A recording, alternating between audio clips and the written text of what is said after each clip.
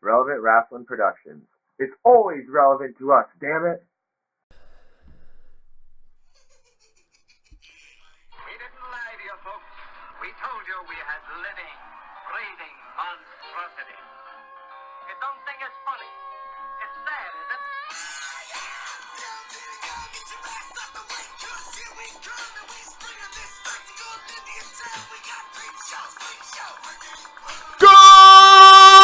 Greetings, Buzz Humans, Smarks, Marks, Hipsters, and Trolls. It's me, the voice of Relevant Wrestling Productions, and your humble narrator for this evening's event.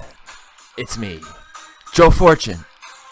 Buzz Humans, this is Relevant Wrestling Weekly Buzz, Episode 7.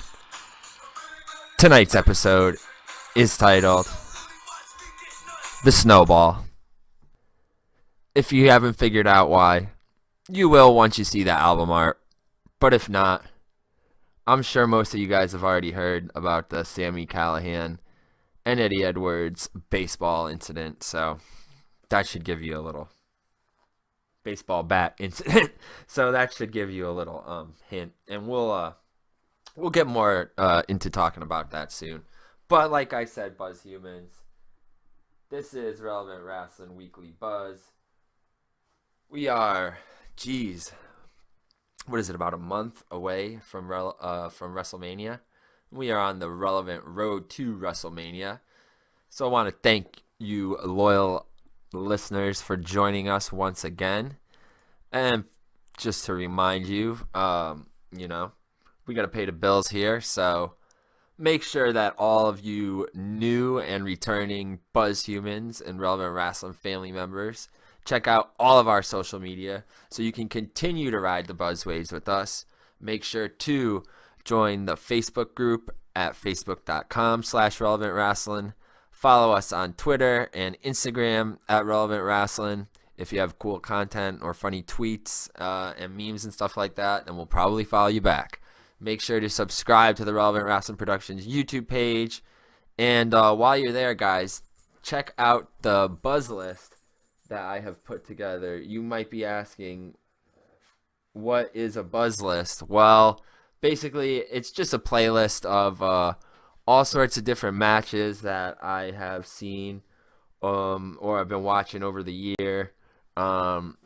Just funny matches that I've read about or have seen on blogs or Facebook pages. And I've just accumulated like a list of all of those, and I put them on YouTube.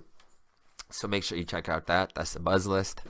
Make sure to watch and chat with us on the Periscope channel. I don't know if you guys have that app, but we started to use that this week for Raw. Me and Chris and Jake were on there before before Raw started and went live, and we did a little preview on there. We were on Facebook Live for a while, but we got booted from there because you could hear the WWE content in the background, I guess. Like, you could hear Raw.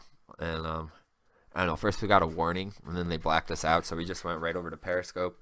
That was pretty cool. We got a lot of response on there. Got some good fan interaction on there, so that's definitely a medium I want to look more into and take more advantage of so we can interact with you Buzz Humans out there. I'll probably do a couple videos later today or over the weekend. So check us out on Periscope.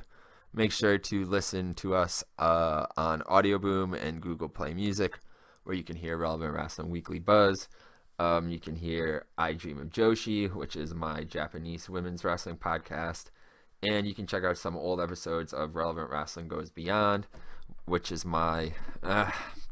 I can't really say that we do it every month because I've been slacking on it, but I'm going to get back to it.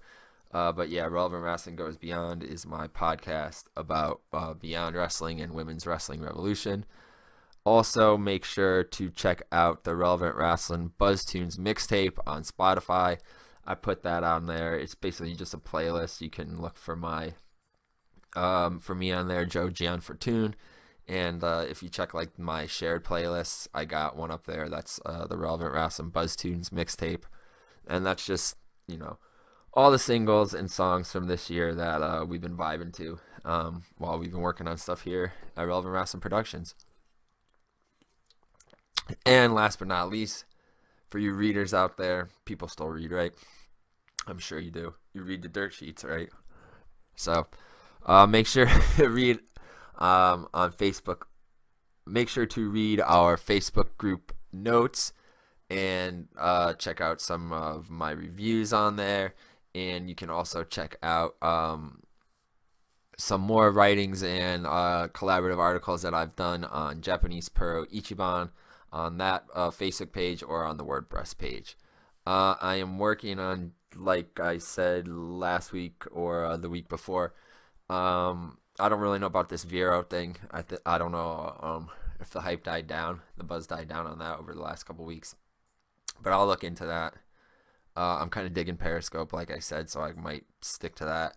And I got that mixtape playlist up on Spotify, so I might as well just get us up on there, and also trying to get us on iTunes. But yes, thank you, Buzz Humans, for joining us and for the positive response. More people have shown us response and love, like I said, on Periscope, on Instagram, and on a Facebook page, so we thank you for that. Want to give some shout outs first before we get into it. Got to give some shout outs to the Buzz family, and we hope to see a lot of you guys down at WrestleMania week. Like I said, a little under a month before WrestleMania week. So yeah, I want to give shout outs to False Finish Productions, Super Kicking It with Kelsey, The Heel Marks, Doing the Job podcast, the Hudson Valley Wrestling Alliance, and of course, Mr. Hudson Valley Wrestling Alliance himself, Tenacious Tyler. Make sure to check out the Hudson Valley Alliance Facebook page and donate to the GoFundMe page. Tyler is planning to do a show, or he's trying to do a show in the Hudson Valley area for sometime next spring, and he's looking to raise some funds. He wants to do, bring that old school hardcore wrestling vibe back to this area, which was very popular in the early 90s in the tri-state and the Hudson Valley area. So yeah, make sure to go donate to his fund. That show is going to be called Insurgency. Guys, kayfabe may be dead, but originality and diversity are not. Relevant Wrestling Productions, it's always relevant to us, damn it. Let's get right into it. We got a lot to cover. It's just me this week, so that's why I decided not to do a video thing. But I will put the audio on Facebook Live later to stream. I will also put the audio on YouTube and, of course, Audioboom and Google Play. So fear not, whatever platform that you use to ride the buzzwaves with us, you will be able to. But again, this is episode 7, and it is titled The Snowball. So let's get right into it. Let me pull up my notes here, guys. Let's see what we got here. All right, so let's start with some rumors, and buzzwaves and relevant headlines. Guys, All In Chicago. Yep, that's right. I'm just gonna say it right out. That's right. All In has been confirmed for Chicago. Well, not exactly Chicago, but yeah, in the Chicago area. That's right. The Bullet Club show, the 10,000 seater. Yeah, I'm pretty stoked for this. I'm gonna try to get out there just so I can see Dan, because he lives out there. Relevant Wrestling Dan Casaz, holler at you, boy. We miss you. Me and him actually might be working on a couple things for the YouTube channel for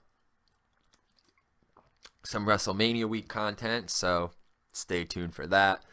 But yeah, Cody, the Bullet Club, they have confirmed that on September 1st they will be having their All-In show at the Sears Center Arena in Hoffman Estates, Illinois. It's like 20-25 minutes. I don't know if it's miles or minutes or both. Outside of Chicago. They have not put tickets on sale yet, but they said they'll give everybody plenty of time. But yeah, that should be sick. I know a lot of people were speculating Chicago, also maybe the LA area or New Orleans. But I think that'll be awesome. You know, Pro Wrestling Tees has a store in Chicago, so I'm sure they'll blow it out with merchandise. Probably a lot of exclusive shirts, hats, all that type of stuff. So yeah, all in Chicago. That should be pretty fucking sweet.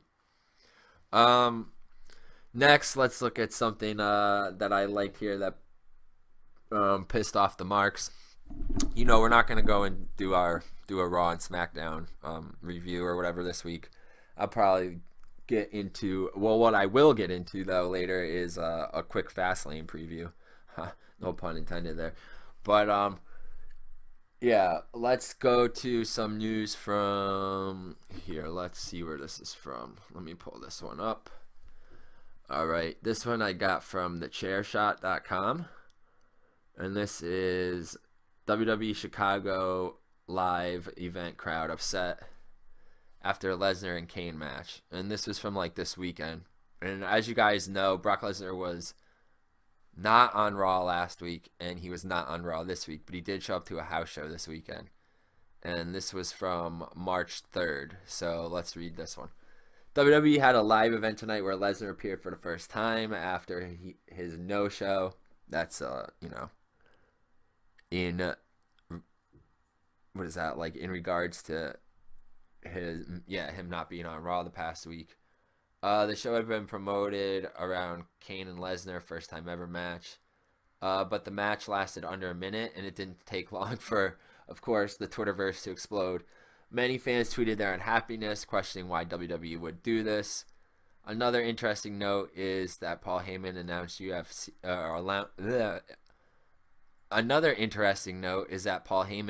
Lesnar out of the Ultimate Corner, obviously acknowledging the talk of a potential UFC return. Kane took the loss in what many said was 2 German suplexes, an avoided chokeslam attempt, and an F5 for the win. It didn't take long for WWE Chicago. Oh, wow, that's where it was. Sorry, Dan. I know you didn't go to that one anyway because you went to Barcelona, but or you're in Barcelona, or maybe you just came back. But, yeah, did not take long for WWE Chicago to start trending after that. Guys, I think that was a great idea. I mean, I know they're trying really hard to get, like, well, first of all, what do you expect from Lesnar, man? He's probably, let's before I give my opinion on it, like, you know, what do you expect from Lesnar? He's probably on his way out, right? So we're lucky that he even showed up.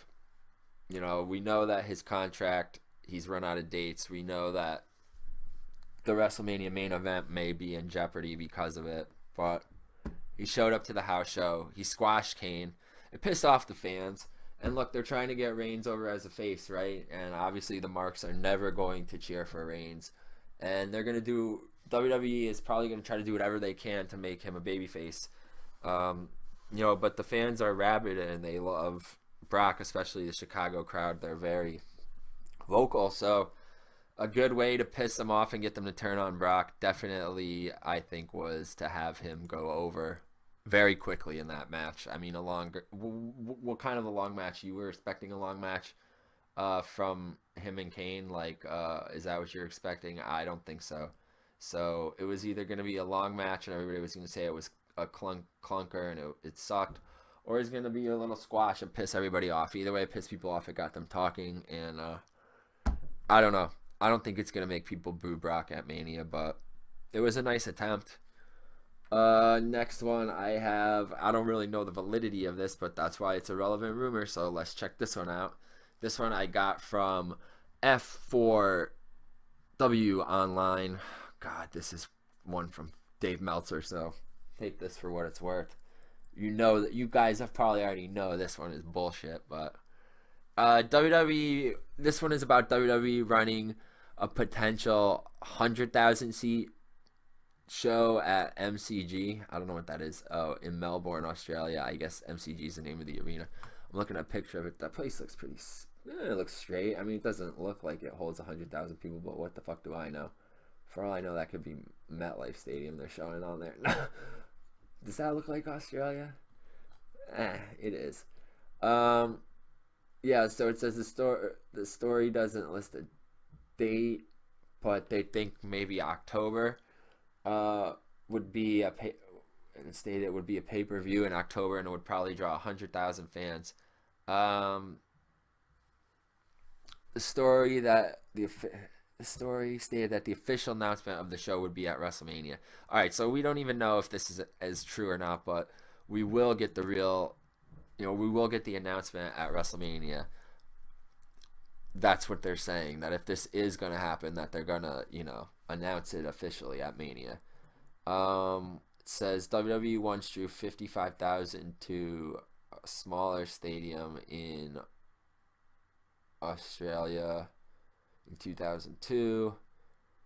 They had a fight between Rousey and Holly Holm in 2015 that drew 56,000 fans. I think that would be pretty awesome. I'm always for WWE expanding to another market. And like fans that haven't been able to go to events getting to go and seeing the matches. So if this is legit, then I think that's great. I got nothing bad to say about that. I think that would be awesome. I don't know if I believe it, that they're actually going to go to Australia. Do I think that they could sell out 100,000 seat arena there? Yeah, of course. But that would be pretty awesome if they did. It'd be cool if they featured some Australian talent on the undercard there. I doubt they will. WWE never does anything cool like that anymore. It could really be something bigger than they're gonna make it. But of course, it'll be a good look for the Australian crowd either way. So yeah, WWE Melbourne. Let's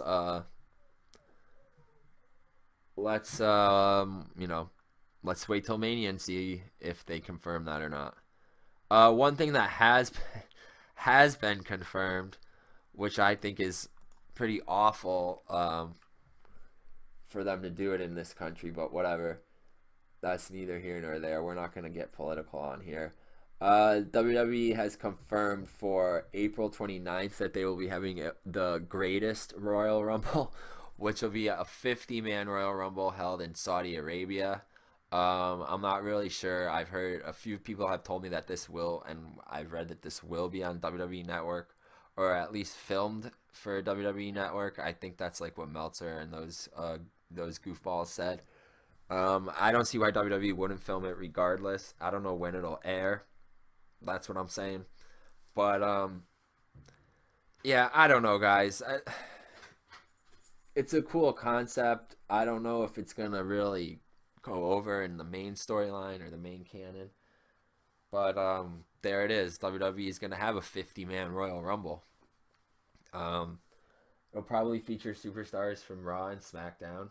I don't know if there'll be a prize for it. I know Chris had suggested maybe the winner gets a title shot at SummerSlam on their respective brand. That would be pretty cool. But yeah, for them to do I'll just say one thing about it. I think it's kind of disgraceful for them to push this women's revolution thing and then go do a 50-man Royal Rumble in Saudi Arabia, where they are notoriously known for being one of the worst countries with the way that they treat women. But whatever. Hey, yesterday was International Women's Day, so happy International Women's Day, belated happy International Women's Day to all our beautiful female and femme identifying listeners out there. We love you all. Every day should be International Women's Day as far as I'm concerned. That's all I'm going to say on that one before I get flack. We're not going to go political on here and take a stance, but happy International Women's Day once again.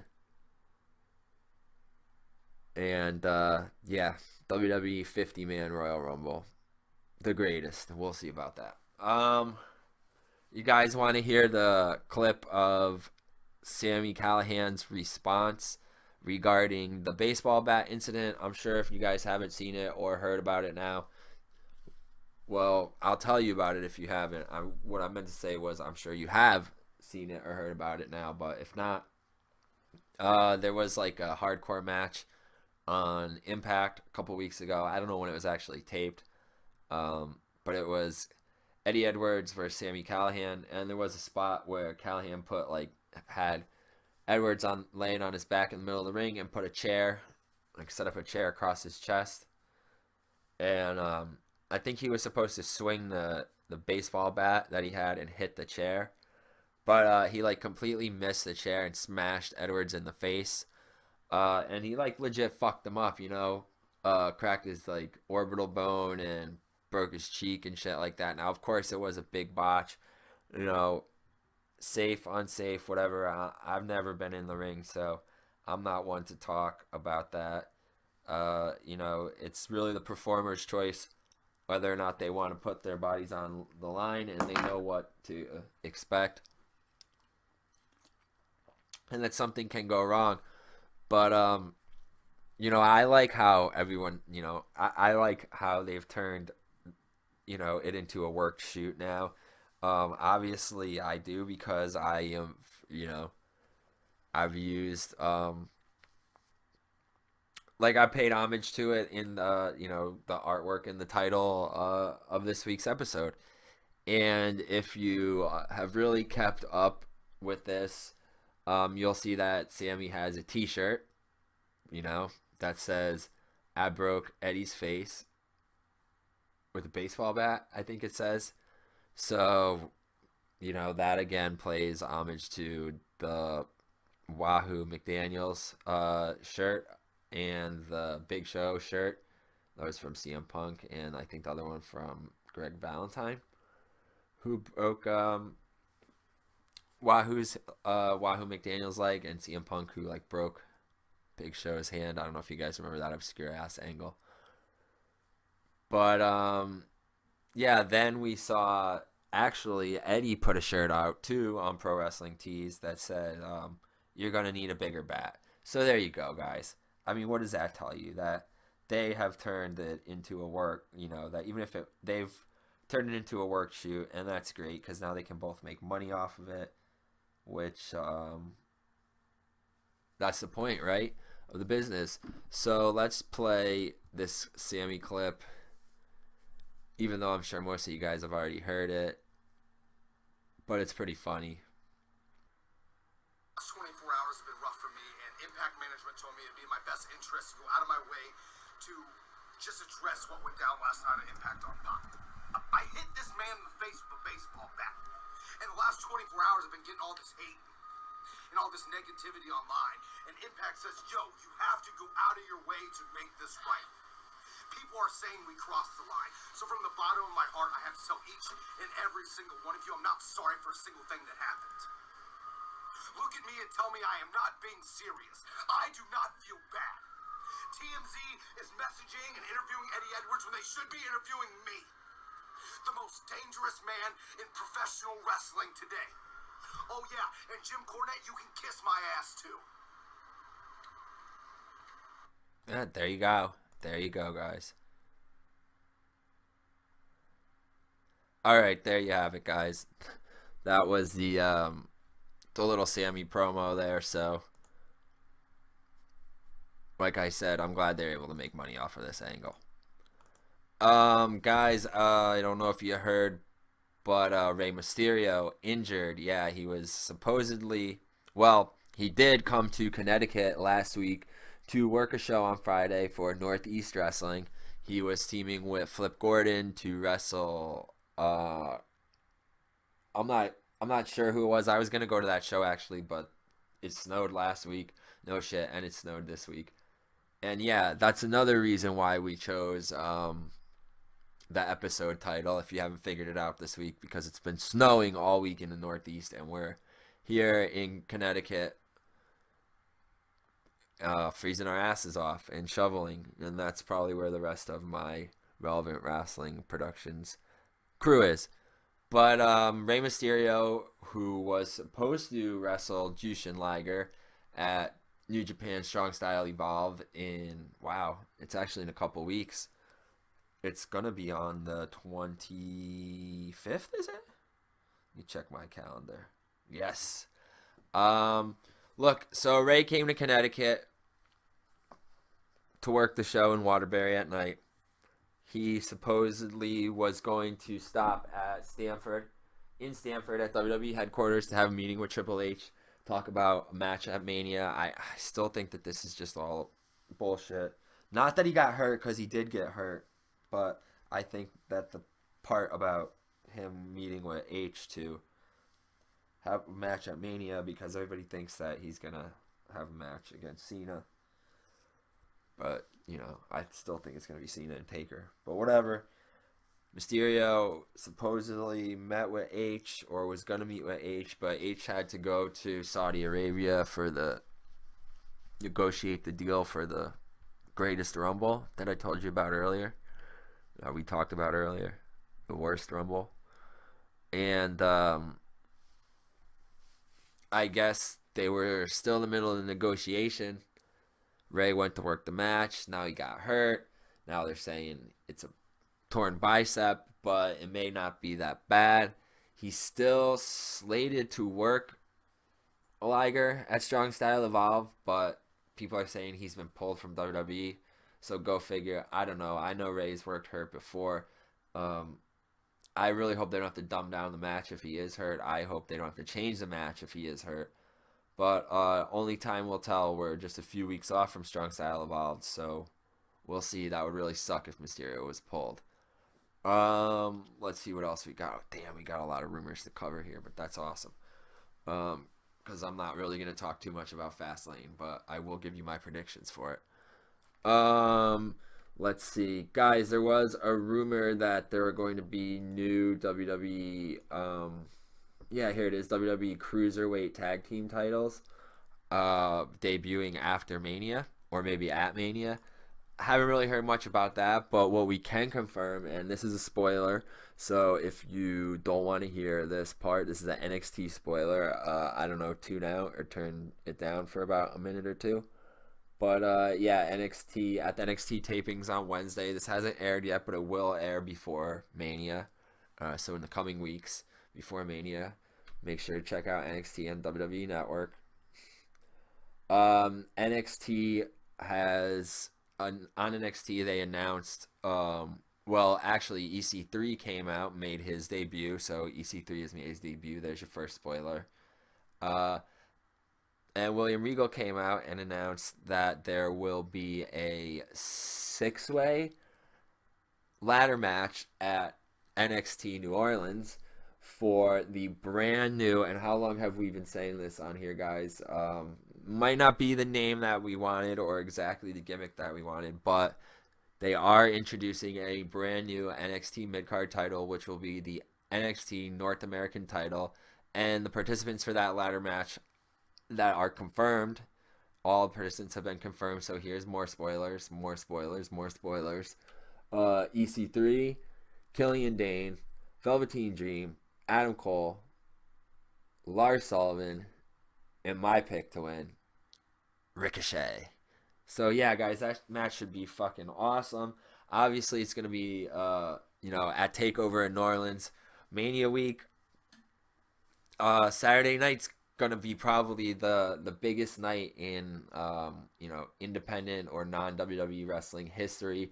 I would say people, at least in America, I would say, as far as just like the hype behind everything, the amount of people that are gonna be down in New Orleans watching these events, it's going to be,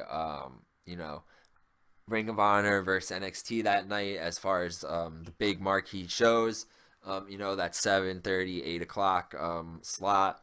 I'll be at Ring of Honor, but for those of you at NXT, or for those of you who are going to NXT, you're going to see a sick fucking ladder match, and that match might be match of the weekend, but... There's a lot of crazy matches that are booked for that week and weekend, not just in WWE and Ring of Honor, but in all the indies. But that ladder match, that might be up there. I don't know if you guys saw on Raw or not, but they finally pulled the trigger, took the next step with this Hardy and Wyatt feud, fucking finally. And Hardy challenged Wyatt to a match at the Hardy compound. They aired some footage. I don't know if you saw it, but that clown Ryan Satin said something about it. Was it Ryan Satin? I don't know who said it. Some bozo bean said something about WWE being able to use TNA footage. And Rebby Hardy responded and said, "You dumbass, I filmed that footage with Matt last week." So that's pretty fucking funny. But yeah, guys, they have filmed footage for the promo that they aired. Obviously, they filmed footage for the promo that aired on Raw. And this week, WWE, Jeremy Borash was down there. Bray, the Hardys, Rebby, I don't know who else. Maybe Jeff, Senior Benjamin, Skarsgård. Let's hope so. Vanguard 1. Guys, they were down at the Hardy compound filming the match. Many people are calling it the ultimate deletion match. Not really sure if that's been confirmed. You know, it'll follow the final deletion, saga. I think this is great. For the longest time, we've been complaining on here about how boring this angle has gotten and why have we not seen anything besides these two guys laughing at each other in front of dirty sheets. But hey, now they're taking the chance. They're going the next step with it. Let's hope that this match goes over and that it's really awesome, and then they can continue doing this kind of stuff with Matt, because this is what we wanted. We wanted the broken Matt. We got the woken Matt, but now we're seeing that broken Matt come back with this. This is the first big angle that they're doing with that character in WWE. So now that he's got the rights to the character, now that they got Jeremy Borash, now that Rebby's working on it with them, this could be really, really awesome, or this could be a big fucking flop. So let's hope that it is awesome. Yeah, I didn't want to piggyback this next headline that I have here on the Women's Day shout out that I did earlier, because I felt like this was really maybe just happenstance, but just a shitty coincidence, even though I don't believe in coincidences, but just a shitty timing. There you go. It was shitty timing for this to happen, but WWE released two awesome wrestlers yesterday from NXT. Not really sure why. Probably just an example of them signing too much talent and not having anything to do with them. The first one was Sage Beckett, and the second one, which really kind of got to me because I've been such a big fan of hers for the past few years. I saw one of her farewell matches in 2016 when she announced that she was going to WWE. I really enjoyed her work in the Mae Young Classic, but she's pretty much used as a jobber after that. Guys, I'm talking about Abby Lath, aka Princess Kimberly. Yeah, I don't know, man. I've been a big Kimberly fan for a while. I was so stoked when she got signed. She's known for her indie work. She started in CZW, and then she's pretty much like, one of the main eventers in Beyond Wrestling. She worked all the girls. She worked all the guys. Keith Lee, Dijak, Chris Hero. You name them. But yeah, she's been released from her NXT contract, which is bittersweet, but bitter that she's no longer with NXT and WWE, but sweet that the indies have their princess back, and she's already been announced for a match. That's right, she will be working the Beyond Wrestling show that will be in Philadelphia on April. Let me check my notes right here. I got it right here. Beyond Wrestling. Let me check their Facebook page real quick, actually. My notes, I lied. Ooh, I'm a liar. Oh, here we go. Saturday, 4/28. Kimberly's homecoming. Beyond Wrestling returns to Philadelphia for a doubleheader with Chikara. So, I might be. That's. Oh man. That's kind of. That's not too far off after Mania week. Maybe I'll take a personal day that day and I'll have to head down to Philadelphia for that show. For those shows, we'll see. I haven't been to Philly in a while, but that would be a perfect time to go. But yeah. There was another guy that was cut too, like this Chinese bodybuilder guy that they signed. I don't even know if they ever used him, so that's probably why he got released. But yeah, great to have Kimberly back, but sucks that it's because she got released. But it was probably just because they didn't have anything for her.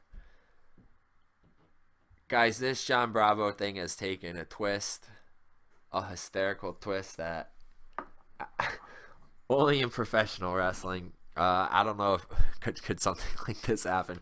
I don't know if you guys are aware of this John Bravo thing, but this guy is saying that he has info on athletes and wrestlers who've been involved in a steroid ring.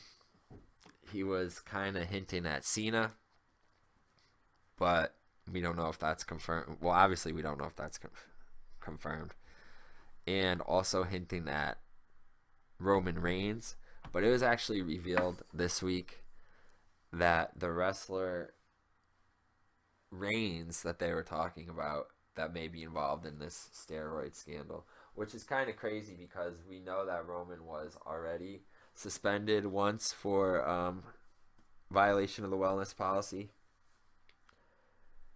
Yeah, so on this guy's Twitter or one of his social media accounts, he said, I have a text message from my friend saying that the wrestler who bought the steroids from me is named Luther Reigns. I don't know if you guys remember that guy, Luther Reigns. I think he was on SmackDown like 10 or 12 years ago.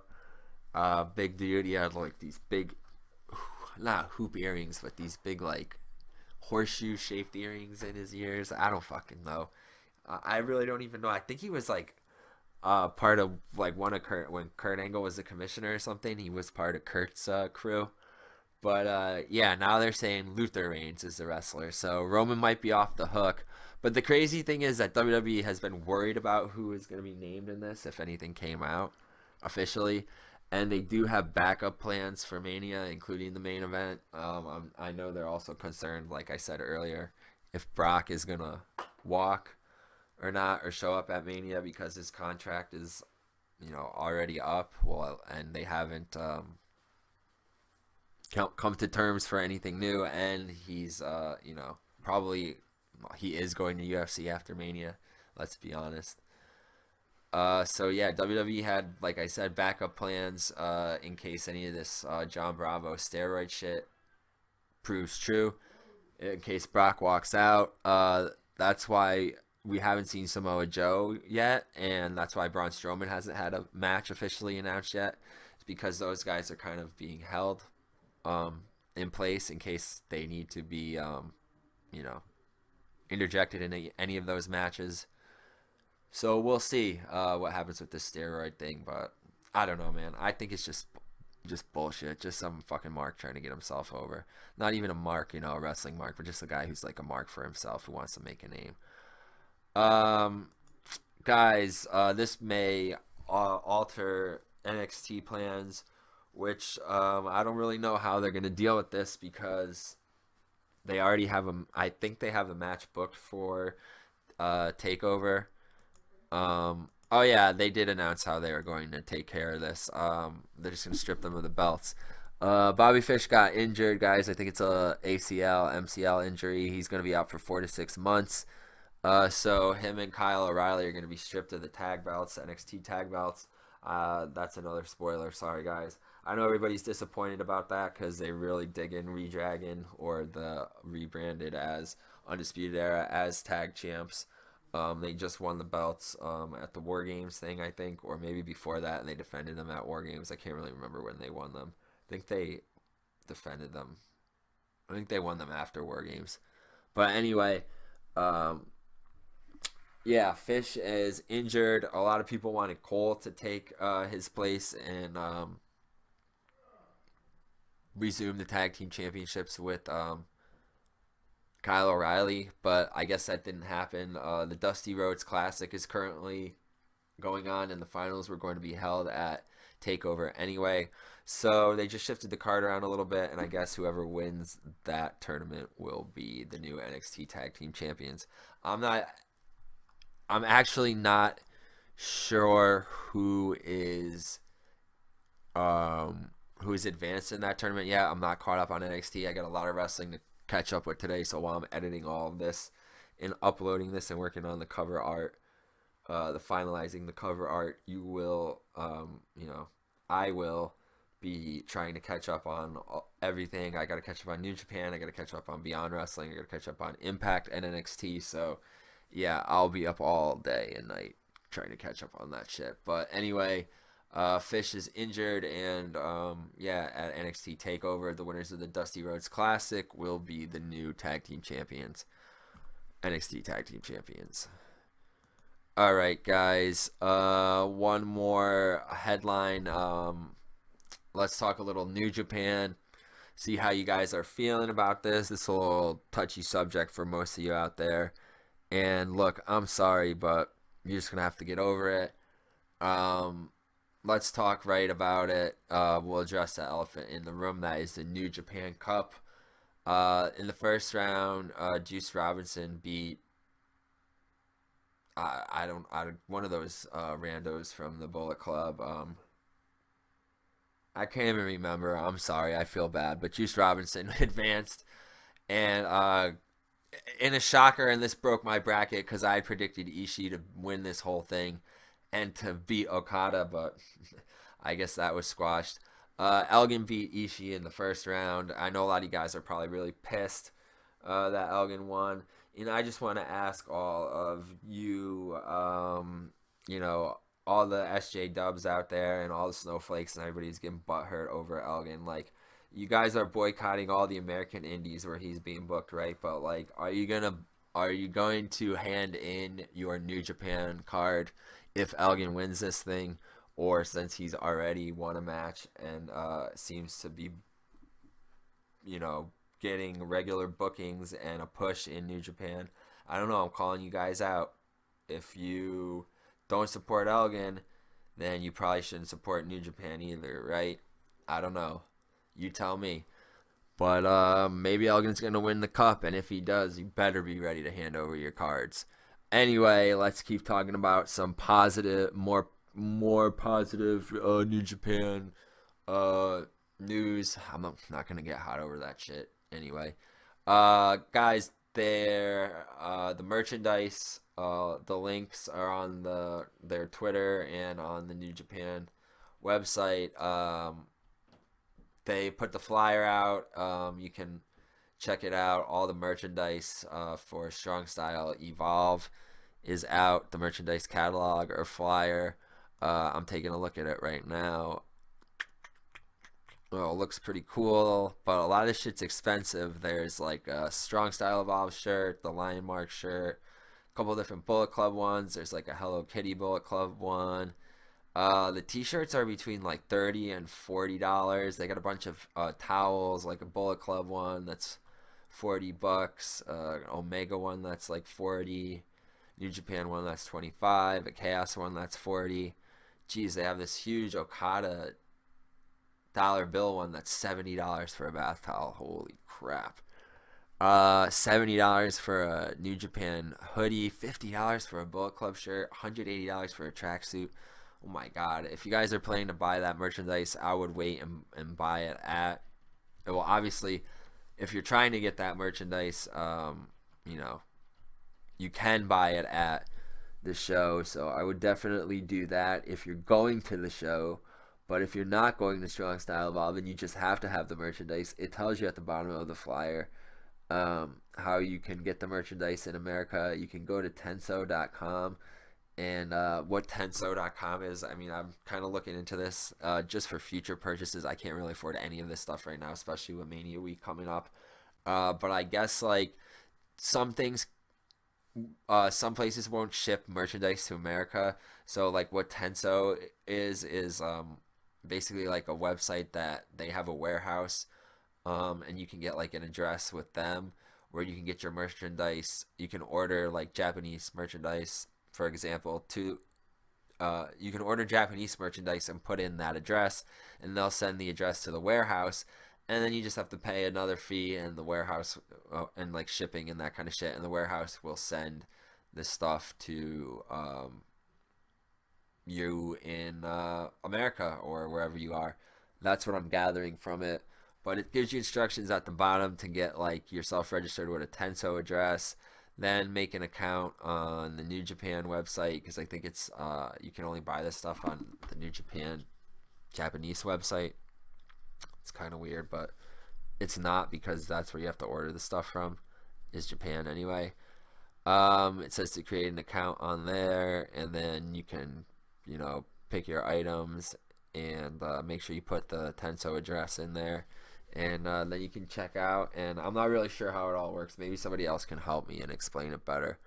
But I'll look into it more. But yeah, just putting it out there that they got a lot of cool but expensive merchandise for Strong Style Evolved weekend. All right, so that's it for the rumors, headlines, and buzzworthy happenings. Let's hit up our tweet of the week. This one is from, of course, he always makes an appearance on this show in one way or another. Hopefully one day we can get him actually on the show. I'll work on that during Mania week. Of course, I'm talking about the bad boy, Joey Janela. We give him the tweet of the week this week. You guys know the handle, at Janela Baby. This is a hysterical one. It says, I keep thinking I hear people screaming outside, but never mind, because my neighbor installed a chicken coop in his yard. I don't know. I just found that one pretty funny. If I heard freaking chickens at night, I'd probably think someone was screaming outside of my window too. But there you go. That's our tweet of the week. We'll put that up on the social media accounts over the weekend, so you guys can, pop over that again. Let's go into the Fastlane. I have Fastlane preview on here, but no, it's going to be Fastlane predictions. Then I will give you guys the meme of the week and a little, I call it the concert calendar, but it's not concerts.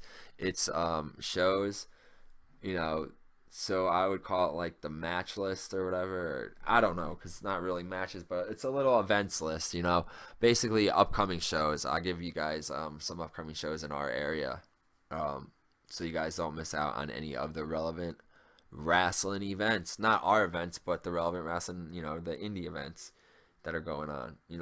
Not necessarily saying we'll be there, but we're going to try to make it out to most of these. But you guys got to go out there, rep the fam, rep the relevant wrestling thing. We'll get to that. But anyway, let's pull up the card for Fastlane 2018. I got it here on Wikipedia. The theme song is Lean Back by Sir. No, I don't know if I have heard that. I'm sure it's been on Raw, but I'm not familiar with that track off the top of my head. But anyway, this will be held in the Nationwide Arena. Nationwide is on you. Oh shit! If I say that, we're gonna get in trouble. Can't be singing their song on here. The Nationwide Arena in Columbus, Ohio. This is the last pay-per-view before WrestleMania 34. This is the relevant road to WrestleMania. This is a SmackDown exclusive pay-per-view. And the first match, there's only 6 matches that are booked so far. I don't know if there's going to be any pre-show matches, but obviously they're expecting a couple of these matches to go pretty long if there's only 6 of them booked. But we got a tag team match between Becky Lynch and Naomi against Natalya and Carmella. I feel like since this match is in the beginning of the show, they're setting up for Carmella to cash in after the Flair and Ruby Riott match. I don't know. That's just my prediction. So I think that Lynch and Naomi will go over Natalya and Carmella, and Carmella will get pissed off and want to prove that she's, not a loser. And later on, she'll come out and cash in on Charlotte. I don't know if she's gonna save it for Mania, but I think there's gonna be so much going on at Mania that, it'll just get lost in the shuffle if they do it then. But yeah, in this tag team match, Lynch and Naomi, I think, are going over Natalya and Carmella. There's a singles match between Nakamura and Rusev. This will be a pretty good match. Of course, I love Rusev. I'm not really behind the Rusev Day gimmick, but whatever. Seems like the marks are, so we'll go with it. They're also behind Nakamura, who, hey, I like too. So there we go. This will be a good match, but if Nakamura is the number one contender for the WWE Championship at Mania, then there's no way that he's losing to Rusev here. I hate to see Rusev lose because I think he is World Championship material and should get a title run and should probably be in this six-pack challenge, and maybe Nakamura should be going against somebody like Zayn or Ziggler, somebody that he could beat and, build a lot of heat for himself towards his match against Styles at Mania, because I don't really know what the angle is there except that they just want to have a match. But whatever, Nakamura is going over Rusev in this one. Singles match for the SmackDown Women's Championship, Charlotte Flair versus Ruby Riott with Liv Morgan and Sarah Logan. Guys, I'm going to go with Charlotte's going to win this one, but like I said, I'm hoping Carmella will cash in at the end. Probably won't happen, but that's my prediction, and let's hope so. Tag team match for SmackDown Championship, the Usos versus the New Day. How many times have we seen this match before? I feel like they're just, at this point, they've done so much with these guys, they're just going to hot potato the tag titles back and forth. I actually see the New Day winning here because I think that they need that big, they probably have a big entrance plan for them again at Mania, so it would make sense for them to go into Mania as the champs. And they're trying to rack up title reigns for both of these teams. So as much as I love the Usos, but I don't love the jail cell filter, I think New Day is going over here. Singles match for the United States Championship, Robert Bobby Roode, the Glorious One, versus Randall Orton. Not really sure who's the heel here and who's the face, but I don't know. Orton hasn't had this belt yet. I could really see them putting it on Orton. If Roode wins, I think it's going to be a screwy finish. Maybe Orton will get DQ'd, or if Roode wins, it'll be because of a low blow, or he'll grab the tights, or it'll be because of like a Orton misdirection in the match. I don't know. This is a toughie for me, but for some reason I see Orton going over here, but not cleanly. So I don't know. I think it'll just be like a DQ or something, actually. I guess Roode will keep the belt. I don't know. Not really excited for that match or interested, to be honest. And the main event, God, what a lazy fucking card this is, guys. I'm sorry, but this card is so fucking lazy. I mean, I'm going to watch this on Sunday. I will be in Rhode Island with Tim, so we'll have to... Yeah, that's right. I'll be visiting Tim this weekend. We'll be going to a show on Sunday, right? So I guess we'll have to watch this Sunday night when we get back. And maybe we can do a little reactions thing after. Depends what time we watch it.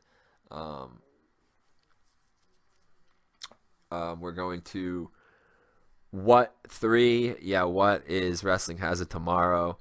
This is their third show, obviously. It's going to be in Providence on Sunday. We'll be going to that. So anyway, I'll tell you more about that on our concert calendar later. Not our concert calendar, our upcoming shows list. Upcoming live show list. Not our list. You know what I'm saying, Buzz Humans. But back to the six-pack challenge. See, I already don't care about this match, and that's why I'm talking about other stuff, trying to put us over. But We got Ziggler versus Corbin versus Zayn versus Owens versus Cena versus Styles for the WWE Tag Team Championship. Styles is a champion. I don't know, guys. Does Taker actually show up and cost Cena this match? Does Styles win? Does Ziggler win out of nowhere? I don't know. This seems like it's they're doing this angle with like Cena needing to get himself a match for Mania. He already said, "Oh, I'm not gonna. They won't let me fight Taker, so I gotta try to do it through going get a match through SmackDown. I gotta do that gimmick." I don't know. I feel like if they said they weren't gonna have Taker, that means they are. On Raw, Cena said he was going to win this match, and then Styles could cash in. Well, not cash in, but use his rematch clause at Mania, make it a triple threat between him and Nakamura and Cena. So I don't know what they're doing with this match or this card or SmackDown. SmackDown really has become the B show once again, which sucks because I used to love watching SmackDown and I really put it over. But I'm not excited for this pay-per-view. I think it's they are very confused and unsure of what to do. And with Mania only being like 4 or 5 weeks away, they better get their shit together. So, I don't know. I guess Styles will win this one. There we go. FastLAME, if you ask me. That's what that pay-per-view is, right? FastLAME. All right, let's hit up the meme of the week. Let's see. This one I got on my phone. I will obviously post this one over the weekend on the Twitter and the Instagram and the Facebook page. I don't know if you guys saw this one. I'll try to get it to pop up too on the screen if you're watching this on YouTube, even though it's just gonna be like an audio version. But I got this one of Brock Lesnar. Looks like he's holding Undertaker or someone, and he's looking really.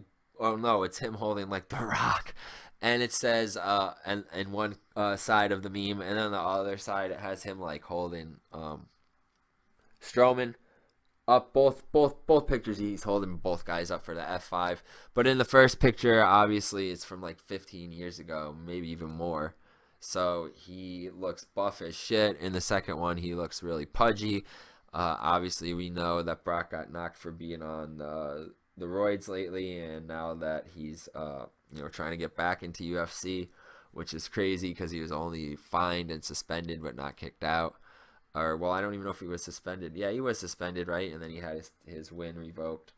But, yeah, now he looks pudgy and fat. So in the first picture, like I said, he looks buff. He's holding up The Rock. Second picture, he's got a beer belly, dad bod going on. And it says, at the bottom, I used to want to have a body like Brock Lesnar, but now Brock Lesnar has a body like me. I win at life. So that one popped us. We thought it was pretty funny. I hope you guys thought so too. That is our meme of the week. Now, before we wrap things up here on Relevant Wrestling Weekly Buzz, I will give you guys a list of upcoming shows that you should check out. Live events, got to do the thing, support indie wrestling.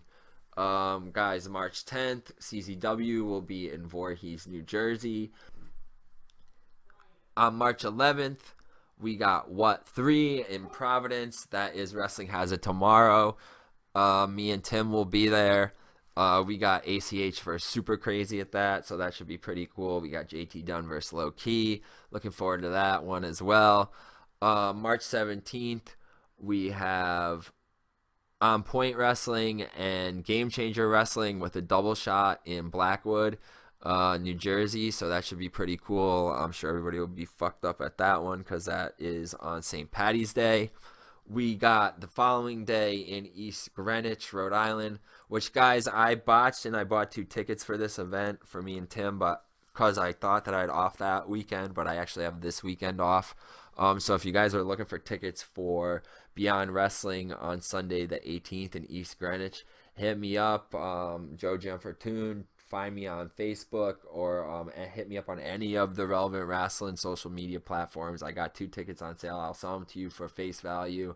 I won't even charge you I'll charge you $60 for both of them, which is actually below face value. They're $32.10 each, but I can let them go for 60 bills. I don't know if I'm supposed to be selling things on here. If I get a warning, I'm sorry. I'll edit in the future. We will edit things like that out. But yeah, March 18th, Beyond Wrestling makes a return to Rhode Island, so they'll be in East Greenwich. Another show, March 18th, which I'll probably try to hit up after work. There will be an NEW show in Bethany, Connecticut. March 24th, Impact Championship Wrestling in Queens. That one looks pretty cool. It's got like Nick Gage, Joey Janela, Jimmy Lloyd, Maria Manic. So I'll definitely be trying to hit up that one on the 24th. And on the 25th, Women's Wrestling Revolution will be doing a show in Worcester, Massachusetts. And then, we move on to Mania Week, but we will, we'll give you, I can't possibly give you guys, a list of all the shows that will be at Mania Week. Maybe a website compiled a list of most of them or some type of a calendar or something like that. So we can put that up. Maybe, I don't know. Maybe we can endeavor to put one out ourselves, but I don't know if that'll happen. But, when we do the next show, we'll give you the updated concert or shows list, so you don't miss out anything in April and for the rest of March. So that's it, guys. That's our upcoming shows list. That is, that takes care of about everything we've got to cover this week. Looks like we have ridden the buzz waves to the end here, guys, as we like to do. So let me thank all you buzz humans once again for joining me, your humble narrator and the voice of Relevant Wrestling Productions, Joe Fortune. I was on my solo tip tonight, so had to do what I do. Might take me a little while to get this out and edited, but I'm going to try my very best for you guys to get it out as quick as possible, so you can listen to it before you go to any shows tomorrow or on the way to any shows tomorrow, which is Saturday, or you can get geared up for Fastlane on Sunday by listening to this instead of watching Fastlane. Maybe you can listen, or in lieu of listening to pre-show or watching a pre-show. But however you do it, make sure that you do it, which is to ride the buzz waves with us by checking out all of our social media platforms. Join the Facebook group, facebook.com/Relevant Wrestling. Follow us on Twitter and Instagram at Relevant Wrestling. Subscribe to the Relevant Wrestling Productions YouTube page. Make sure to check out the BuzzList so you can see some awesome matches that we are vibing on right now. Watch and chat with us on Periscope. I'll probably be doing a video later on tonight. Listen to us on Audioboom and Google Play Music, where you can check out all of our different podcasts. Listen to the Relevant Wrestling BuzzTunes Mixtape playlist on Spotify, and make sure to read our relevant reviews on our Facebook group notes and on the Japanese Pro Ichiban WordPress page. Guys, once again, big shout out to all our friends. False Finish, Super Kicking It with Kelsey, Heel Marks, Doing the Job, HVWA, and Tenacious Tyler. We hope to see all you guys soon, especially down at Mania Week. Guys, Relevant Wrestling fam, girls, once again, ladies, femme people, one more time, a belated happy International Women's Day. Make sure to big up the ladies every day. All right, guys and gals, do the right thing. Support wrestling, support indie wrestling, support women's wrestling. Kayfabe may be dead, but originality and diversity are not. Relevant Wrestling Productions, it's always relevant to us. Damn it. This has been the Weekly Buzz, Episode 7, The Snowball. Joe Fortune, signing out. Peace, you fucking marks.